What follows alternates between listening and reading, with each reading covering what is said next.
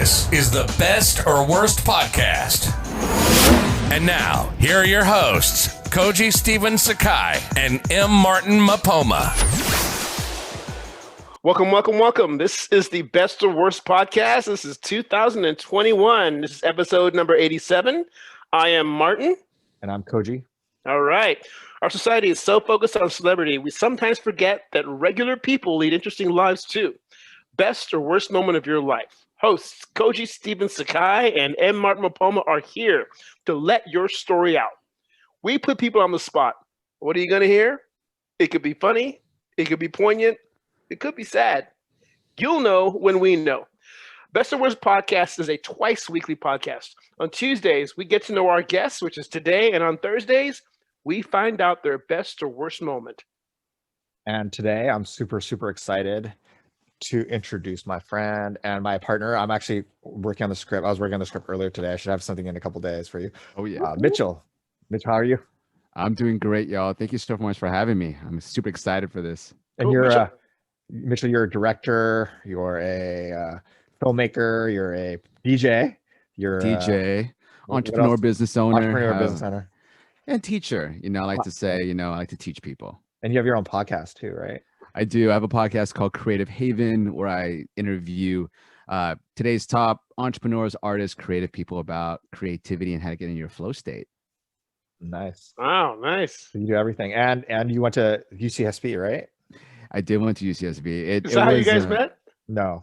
But no, it's funny because every time I've talked about UCSB with people like yourself and other gauchos, you immediately know what their vibe is. I'm like, I know your vibe. I know what you did in college. I know what party. you did in college. Exactly. I know you partied. Although, have you been around lately? Have you ever? I have. Back? It's very tame now. I'm actually in Santa Barbara right now. Okay. Yeah, it's weird because last time I was walking around, I was like, wow, there's all these minority people of color walking around. It's way different. When I was there, it was like all Caucasian people. Now it's really. Yeah, now I'm like, oh, there's like a dozen Asian people walking by, and there's like some African Americans and Latinos, and we were a dozen Asians. When I was there, we were the smallest the least amount of Asians at a UC school was Santa Barbara for a really long time, for really long. I mean, I was in classes where I'm the only person of color. I remember being in classes where there's no other Latinos, African Americans, Asians. There's nobody. Yeah, no, it's funny that you say that because now that I'm so used to it because I grew up in Santa Barbara too. And I was so used to being one of the few, POCs in the room and in the whole group that even when now when I walk into a meeting, right, and then you're the only Asian person there, there's a bunch of white dudes, and it's a business meeting. I almost forget because I'm so used to it. But when it was Santa Barbara specifically, I do remember because that's when I experienced some bro shit, just a lot of drunk bros and who like to scream out racial slurs. So really? That's a good old wake up call. That's what happens when you get drunk. I remember I had friends in Santa Barbara. I thought they were my friends, and then they were like, they didn't even know that I was Japanese. I'm like, dude, we've known each other for 4 years. You don't even know my ethnicity. I don't think we're friends. We can't be friends if you don't even know what I am. And it's not like I hide who I am. So but just your name alone, they couldn't even take an educated guess. Well, no, they didn't. It just didn't It's very Santa Barbara. Anyway, Mitchel, how did you know you wanted to go into this kind of entrepreneur, creative field? Because when I was in elementary school, my parents used to take my brothers and I to the VHS store. Back in the day, we used to rent tapes to all the youngins out there. You used to have to run these big bricks that were black, and you had to actually rewind them before you returned them or you got a fee. So we used to go to this store called Captain Video, two movies every Thursday. We used to go as a family, and we used to watch movies as a family every Thursday. So really got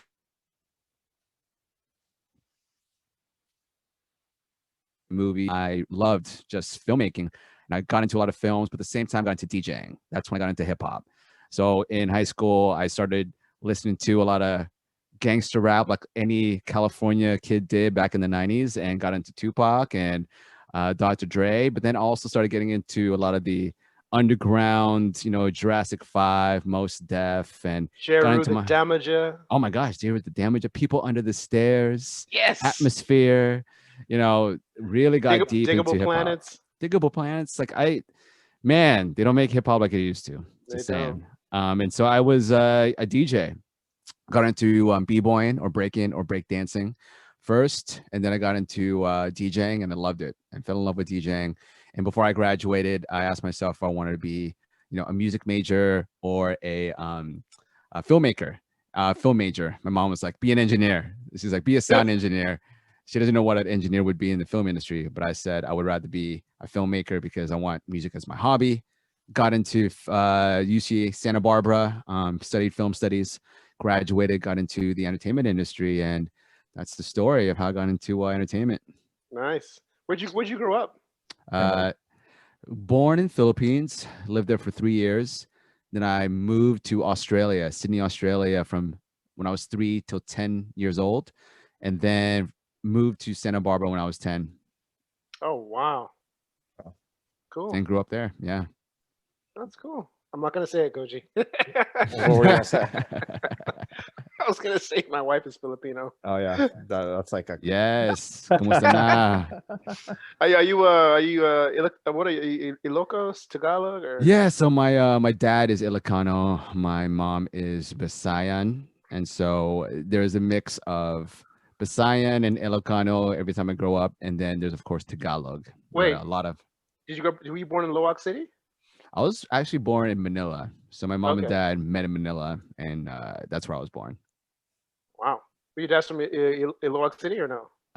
Ilocos Sur from Nueva Vizcaya, Bayambong. Okay. You I bet guys your dad knows my oh my God. wife's grandfather. Everyone Probably. does. Yeah, Yeah, just send him my name. Send him my last name.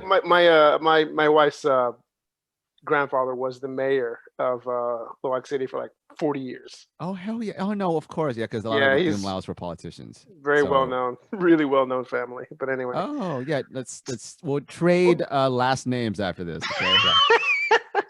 Cody's already bored, but go ahead. I'm sorry. I had to. That's good. I had to represent. Appreciate you, bro. Thank you.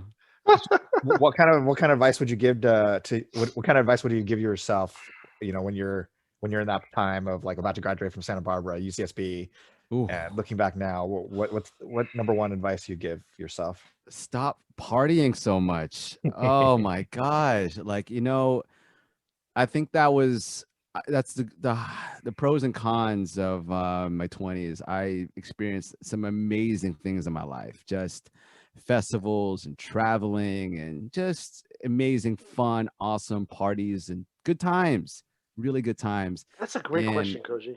At the same time, I think that I didn't really focus on the long term. I was very much stuck in the short term. So didn't really think about, okay, what's my retirement savings going to be like? Should I invest more in my Roth IRA? Should I actually think about, well, how am I going to take my filmmaking career and actually create either a business out of it or a long-term career where I'm consistently making money rather than, a lot of creatives out there, they're waiting for that one check or that one project that's going to break them into the industry and give them that $1 million. But anyways, I would have told myself, really focus on what you truly want, and also don't focus on the short term. Focus on the long term of your career. That's great advice. That's a great question, Koji, because I would definitely. Oh, geez. Someone should have asked me that question when I was, 20-year-old in college. It's a great question. It's really good. It's just really guard. Yeah, in Santa Barbara, there's a lot of too much partying. I wish I could have gone back and been like, you don't need to drink tonight. You don't need to drink all day. You could have you could write funny. more. You could do a lot more stuff than no. For me, it wasn't even that. It wasn't even about the partying because I came to partying late on in life. I was much more nerdy because I was in architecture school and you couldn't show up for school. I would have told myself, if I could interject, I would have said, don't stop trying to get everyone to like you. That's what I would have said. I would have said, stop trying to get everyone to like you. And I would have said, you're a person of color. You have to work twice as hard because I was super naive. And I always figured people took me as I was. I didn't realize they took me as the Black student who may have gotten in on affirmative action from Africa. None of that came into my head. I didn't think that way. So I guess I would have said be more aware. God, that was a good question. I'm gonna think about it all day. Yeah. Thanks, Koji. Seriously, ask that on the next podcast. That should be a whole podcast by itself, and then just It create a should book out be. of it. A book out of that, and you're good to go, Koji. Yeah, Yeah, no, yeah. because really, because I used to maybe think about it. Because I had a call this morning, a group coaching call. I'm part of this like entrepreneurial mastermind program for just growing and scaling my business with systems. Anyways, the founder of it, he's 27 years old, multimillionaire, and on the call today, he was just saying, yeah, one of my goals was to become financially independent by the time I was 30, and I really want to get there. I'm like, dude, you're already there, but he wants to get, I'm sure, eventually like $100 million and up, and he's on his way. And just to have see that fire in someone in their 20s, and still also he has a really big heart. So it's pretty awesome to see that. And I ask myself, what was I doing at that age? But at the same time, I don't want to compare myself. I don't want to have any regrets. And so I say, you know what? I had a great time in my 20s. It was amazing. And you know what? I'm still learning. I'm still young. We're all still young, and we're alive, and we can change today. Actually, nope. Martin's a senior citizen already, so he's definitely not young. So I'm giving them- unfortunately, he's like 80. He looks like he looks like he's in his 60s or 40s. But he's actually in his 90s. So I'm 93. So Martin, you're gonna download your consciousness into AI, and then you're gonna put your brain into a robot. Okay, that's what's gonna happen. Yeah. You know what? If I could choose the age to be, I would probably say 45. Definitely. wow. Okay. Why is that? Why 45? Because I think, okay, maybe. No, second guess myself. Maybe 35 and up, because past 35, people start to respect you a little more. You're still a kid, Like when I turned 30, I thought, oh my God, I'm so old. Get out of here. It's like, someone in their 40s is like, really, you're old, dude. You're barely out of your 20s. So yeah. So download me. Thanks. I'm old. I know. I'm propped up right now on a pillow. If I pull the pillow out, I'll just fall over. What are you working on now? So right now actually on a client video right now. I shot, it's for a gourmet pretzel company. So I'm filming a small little Valentine's Day promo video for their Amazon and their advertising campaign. And then other than that, my business does a lot of branded content. So I work with different food brands right now. So I'm really niching up with food brands. So I have another client. I just did an animated commercial for them. It's That's It. It's like a fruit bar company.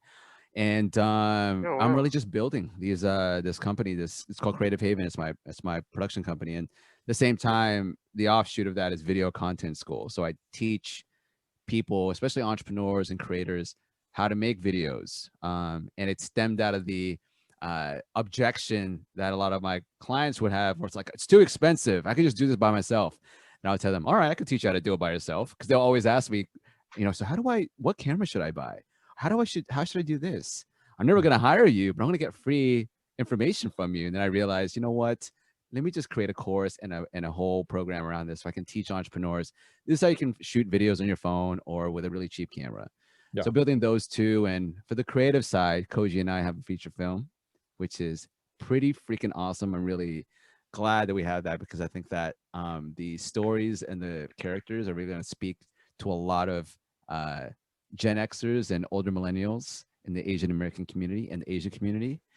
And other than that, I have a short film I'm editing right now too. And I will have to say this. I know that I can't be the producer, director, and the editor at the same time, because it's conflicting right now, because I'm thinking about, how do I edit this so we can sell it?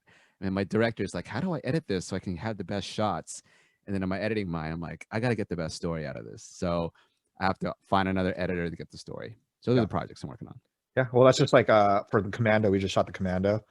And yes. we just awesome about that. And the director made his own cut, his own edit, because just so that once we got back the edit from the actual editors, they could see what they thought what they missed. Also, because we had two crews going on at one time. Oh wow! They were like, the second unit was filming the entire time, and so there's a ton of footage because we're shooting at the same location, two cameras, in different places, and so a lot of times there's so much footage that the editors would never know the stuff. So it was good because, but you're right. Like, it was good to get another pair of eyes on it, because then the editor could be like, oh, well, you missed this shot. We have also this shot. But then at the same time, the editors were bringing things that the director never even thought of. How much have you seen of them? I'm sure you've seen the whole thing. How do you feel so far about it, Koji? Can you? Well, it's good. comment? It's good. It's just without sound effects and special effects and stuff. It just looks silly. It's like people running around with fake guns pretending to shoot. Yeah, well, because you go boop boop boop boop, right, and it's like it just looks silly. But the moment you add sound effects and special effects, it starts to look better. But I think it's really good right now. But anyway, Amazing. Mitchell, thank you so much for coming on. Really appreciate it. And we'll see you in 2 days, where we'll ask you about your best or worst moment. That should be good. Thanks, y'all. Appreciate you. All right. Represent. Bye. Bye. Salamat. Salamat.